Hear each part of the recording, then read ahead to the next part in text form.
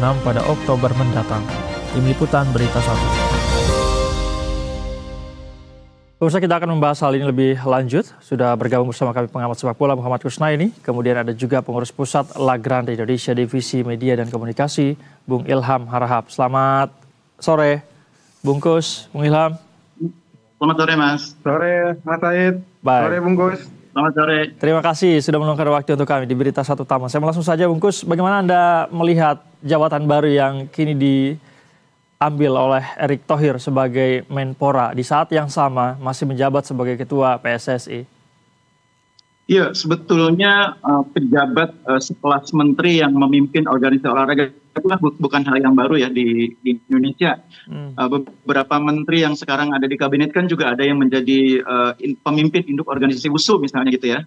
Nah, Pak Erick juga kebetulan kan kemarin memimpin induk organisasi olahraga sepak bola. Secara umum itu tidak jadi masalah ya, karena memang aturannya yang melarang hal tersebut, walaupun pernah ada larangan pejabat negara memimpin organisasi olahraga itu, tapi tidak secara tegas gitu diterapkan. Masalahnya kemudian terjadi ketika Pak Erick memimpin memimpin kementerian yang mengurus olahraga, karena di dalam Undang-Undang Keolahragaan Nasional yang menjadi penanggung jawab sistem keolahragaan nasional itu adalah menteri. Menteri dalam undang-undang tersebut yang dimaksud adalah Menpora. Jadi nanti akan terjadi situasi di mana menteri, dalam hal ini Pak Erick sebagai Menpora, akan mengawasi salah satunya adalah induk organisasi olahraga yang namanya PSSI. Jadi mengawasi dan diawasi adalah kurang lebih orang yang sama. Itu mungkin persoalannya. Kemarin ketika menjadi Menteri BUMN tidak terlalu masalah itu, karena yang mengawasi adalah Menpora. Sementara Pak Erick kedudukannya sebagai Ketua PSSI, bukan sebagai Menpora. Masalahnya kan emang baru timbul sekarang setelah beliau menjadi Menpora. Baik, jadi secara etika juga kurang etis begitu ya, Bung Kus ya, ketika misalnya yang diawasi dan mengawasi dilakukan oleh orang yang sama, Menpora dan PSSI. Itu yang pertama secara etika. Yang kedua, kita bicara tentang asas-asas umum pemerintahan yang baik gitu ya. Di dalam asas-asas umum pemerintahan yang baik itu kan juga mengatur diantaranya soal pengawasan itu ya. Dan dalam konteks ini kan kalau misalnya yang mengawasi dan diawasi adalah dua subjek yang sama kan menjadi sedikit bertentangan dengan filosofi pengawasan itu gitu ya. Makanya kalau menurut saya regulasinya secara tegas yang melarang Ketua PSSI jabat Menpora itu memang abu-abu gitu, tidak ada larangannya secara khusus gitu ya. Di statuta PSSI ataupun FIFA tidak ada aturan itu, Bung Kus? Tidak ada larangan secara khusus tentang hal itu. Makanya saya pikir Gianni Infantino juga tidak akan ikut campur dalam hal ini. Yang menjadi wilayahnya FIFA itu kalau misalkan negara mengatur atau mengintervensi federasi, nah itu baru FIFA bertindak. Tapi begitu Ketua Umum PSSI menjadi Menpora, mungkin FIFA juga berpikir apanya intervensinya yang terjadi apa gitu. Nah mungkin kalau kita bicara soal independensi, itu juga menjadi hal yang mungkin nanti bisa jadi bahan perdebatan gitu. Apakah dengan menjadi Menpora, Ketua Umum PSSI tidak lagi independen? Itu hal yang sulit itu nanti di perdebatannya.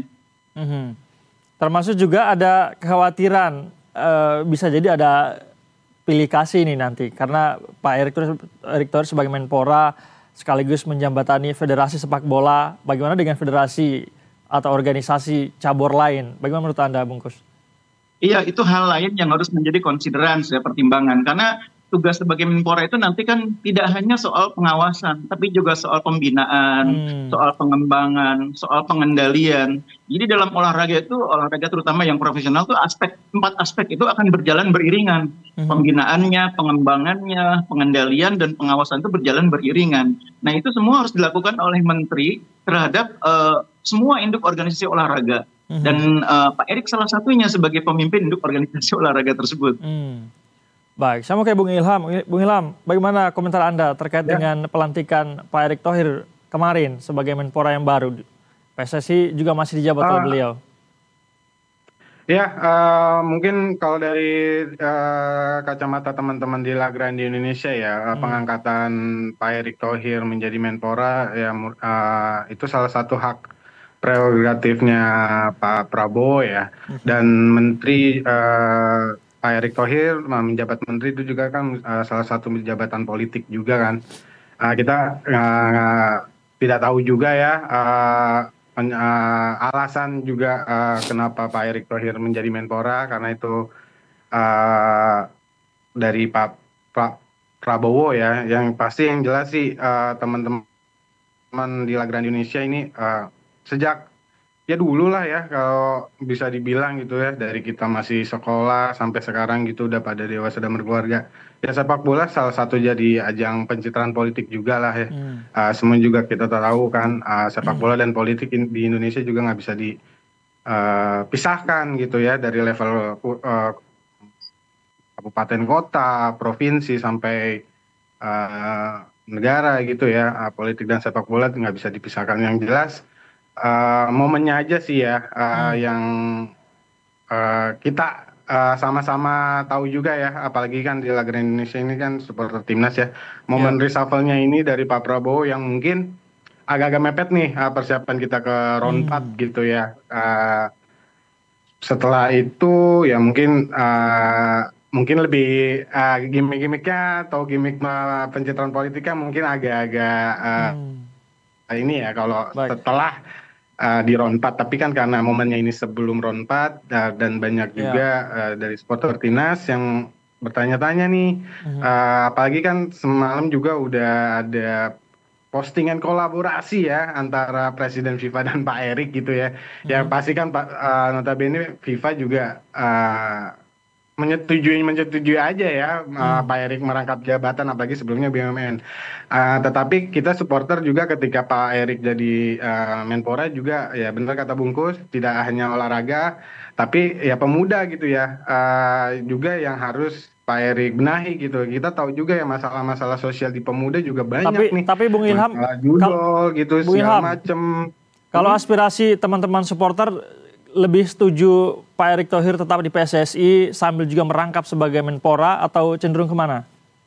Oh teman-teman sih masih ini ya Pak Erick masih tetap aja ya gitu ya, karena mengingat di round 4 ini yang teman-teman bilang ini momennya gitu, momen reshuffle dari hak prerogatif Pak Prabowo ini yang kita pertanyakan kenapa harus buru-buru amin berapa minggu gitu ya persiapannya, karena kan kalaupun nanti Pak Erick Thohir mundur dari kursi ketua umum gitu ya dengan alasan etis atau tidak etis, itu juga kan akan mengganggu mungkin ya persiapan juga ya di round 4 ya, pasti secara langsung atau tidak langsung, dan mungkin harus ada. Tapi menurut teman-teman supporter, Bung Ilham, seberapa strategis sih posisi Pak Erick Thohir di PSSI saat ini, khususnya juga bagi timnas? Kalau timnas ya mungkin Pak Erick Thohir ya kita apresiasi lah ya dengan semua kerja kerasnya ya. Dan dia di timnas ini selama kurang lebih 2 tahun ini ya. Memang untuk menjabat ketua umum PSSI kan ya kita juga tahu ya nggak mudah juga ya untuk membenahi sepak bola kita ya. Tapi ya overall sih maksudnya untuk prestasi atau inilah ya progresnya ada ya. Tapi yang jelas sepak bola kan nggak hanya timnas gitu ya. Sepak bola kan banyak juga kan variabel-variabel lain, pembina segala macam. Mungkin sekarang fokusnya Pak Erick Thohir di 2 tahun ini hanya timnas seniornya nih. Kita mau juga nih ketika Pak Erick jadi Menpora mungkin ya cabang-cabang yang lainnya juga ya yang Pak Erick juga bisa bangun gitu ya. Gitu. Baik. Saya ke Bungkus. Bungkus, tadi Bung Ilham mengatakan rasa-rasanya tidak dalam waktu yang tepat begitu ketika misalnya Pak Erick Thohir harus meninggalkan PSSI karena timnas akan menghadapi round keempat. Tanggapan Anda sebagai pengamat sepak bola? Harus kita pisahkan antara hal-hal yang prinsip dengan hal-hal yang teknis ya. Kalau teknis Pak Erick misalnya melepaskan jabatan dari ketua umum, itu kan tidak harus hari ini melepaskan, besok langsung, itu kan tidak harus. Bisa misalkan Pak Erick mengajukan pengunduran diri atau misalkan melepaskan jabatan setelah round 4 itu juga nggak masalah. Itu soal teknis ya. Kan nanti ada mekanisme KLB juga di PSS, KLB ya, karena ketua umum misalnya mengundurkan diri. Seperti yang terjadi pada masanya Pak Edi Rahmayadi dulu.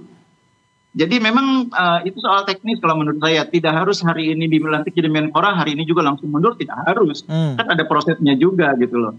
Nah tapi yang prinsip itu tadi, bagaimana menjalankan fungsi sebagai Menteri Pemuda Olahraga yang bertanggung jawab terhadap sistem keolahragaan nasional, pada saat bersamaan juga menjadi pemimpin induk organisasi olahraga yang salah satu yang juga yang berada di bawah Kemenpora gitu loh. Itu yang saya bilang tadi, menciptakan situasi di mana antara yang mengawasi, antara yang membina adalah yang juga diawasi dan dibina gitu kan. Itu jadi menciptakan situasi yang kurang ideal ya, situasi psikologis yang mengganggu.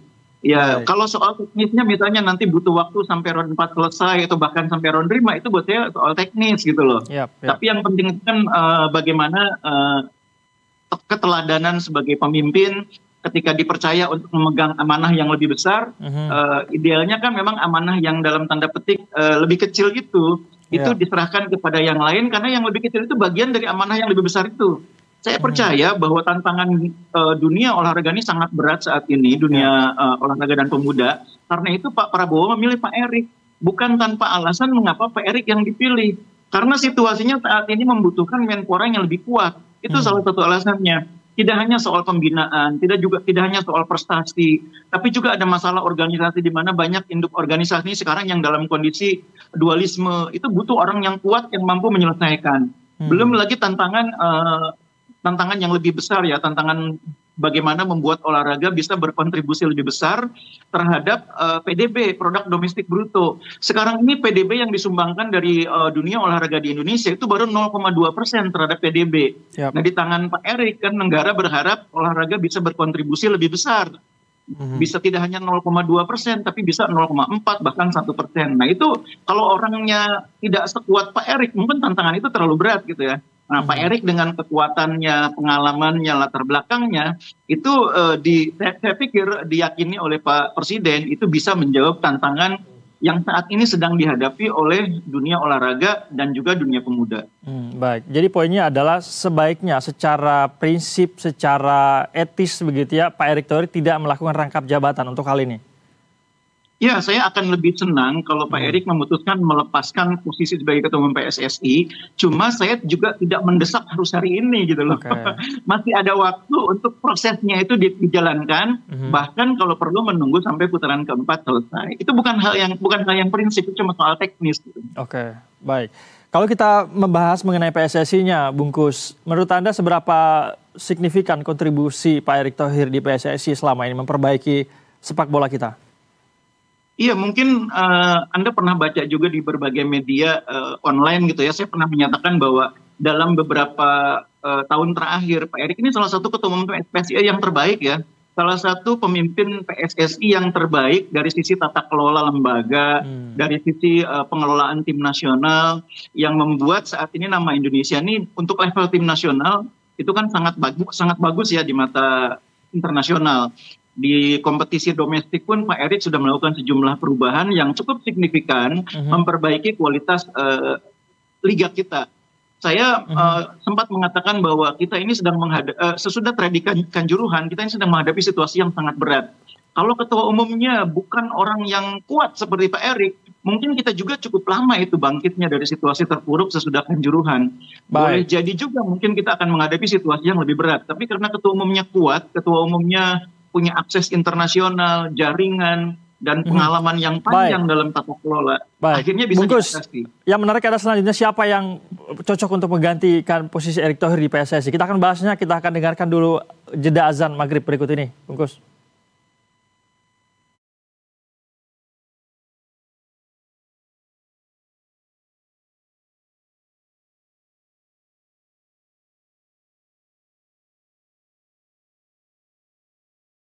Allahu Akbar, Allahu Akbar, Allahu Akbar,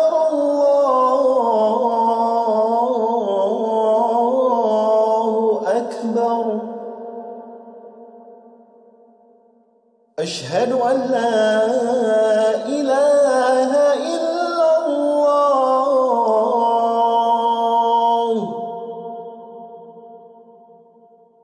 أشهد أن لا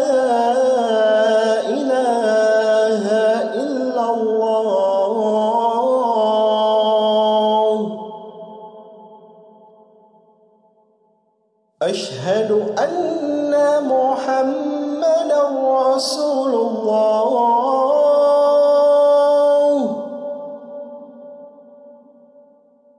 أشهد أن محمدا رسول الله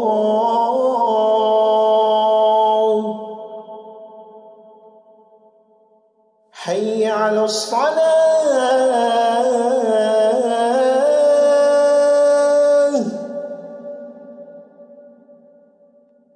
حي على الصلاة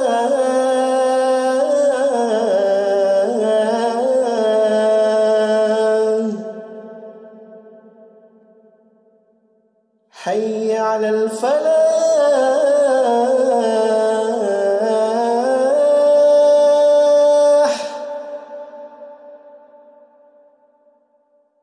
حي على الفلاح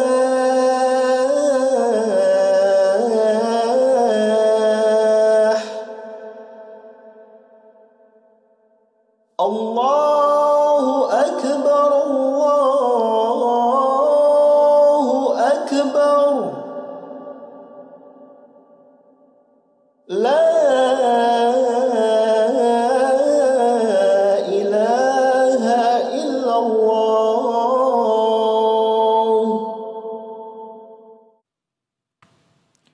Baik, Anda kembali menyaksikan berita Satu Utama Pemirsa. Kami ucapkan selamat menjalankan ibadah sholat maghrib bagi wilayah DKI Jakarta dan sekitarnya. Kita akan melanjutkan pembahasan kita, masih bergabung bersama kami narasumber, pengamat sepak bola Bungkus dan kemudian Bung Ilham dari La Grande. Bungkus, saya ingin melanjutkan pembicaraan kita tadi. Ada banyak kemudian hal-hal yang telah diperbaiki oleh Erick Thohir dari segi tata kelola kelembagaan di PSSI. Jika nantinya harus Erick Thohir meninggalkan PSSI, apakah Anda melihat sosok yang cocok untuk melanjutkan kepemimpinan Erick di PSSI? Bungkus.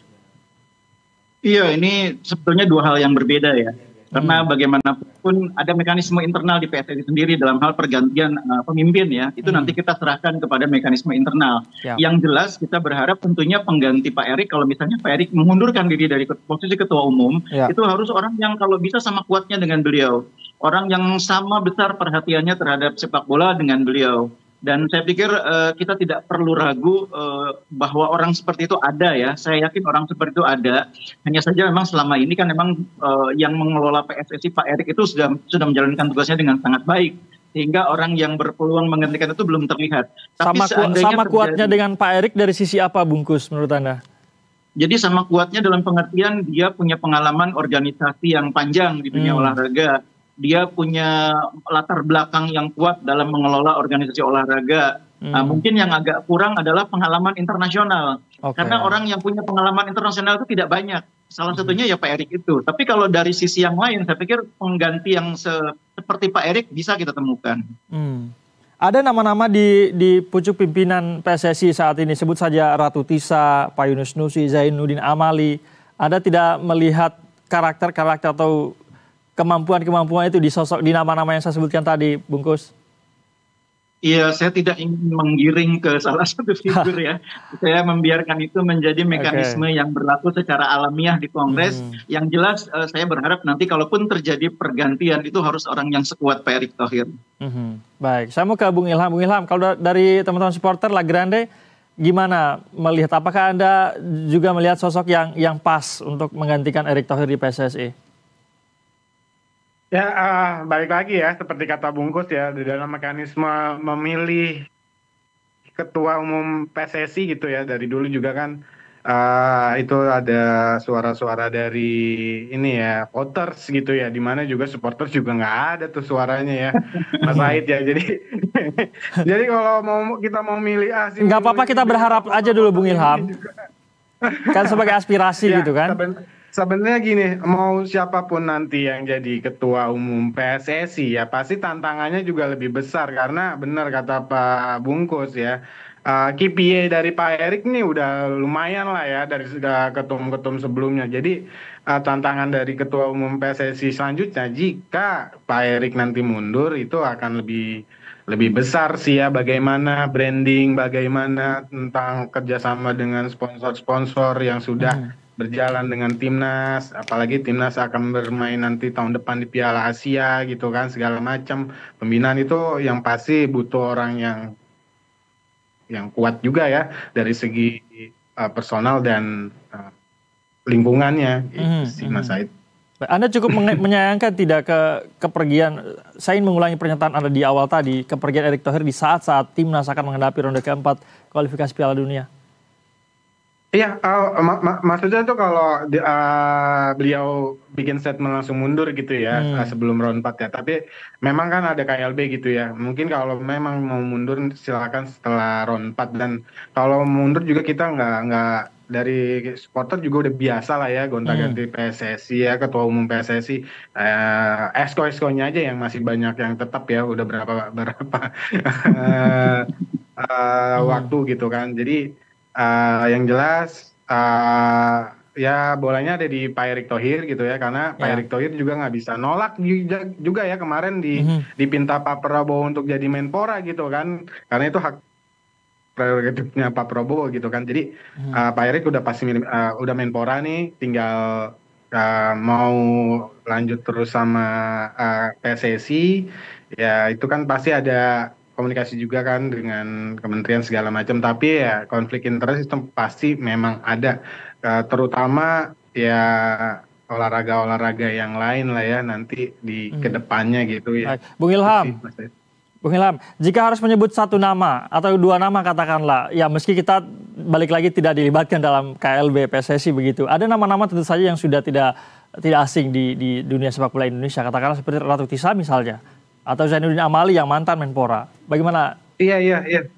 Mungkin ya kalau dari background sepak bolaan lah ya, mungkin Ibu Ratu Tisa mungkin bisa gitu ya. Ya kita tahu juga kan dia sekolah juga dengan sepak bola ya. Kalau nggak salah ya. Itu cuma kan balik lagi kan sekolahnya juga kan nggak cukup gitu ya untuk jadi ketua umum PSSI. Ya balik lagi siap nggak, karena kan jadi ketua umum PSSI ini udah standar, udah sama kayak presiden lah ya kalau di Indonesia gitu kan. Jajarannya lah ya ibaratnya ya, udah selevel presiden lah ya, presiden kalau jadi ketua umum PSSI, karena sepak bola kan pasti jadi barometer ini juga ya, barometer publik gitu ya untuk kedepannya gitu sih. Baik, saya ke Bungkus, dengan perombakan pengurus PSSI, apakah akan mempengaruhi persiapan timnas Indonesia di kualifikasi Piala Dunia? Kan belum terjadi perombakan itu, bahkan Pak Erick mundur pun belum tentu gitu ya.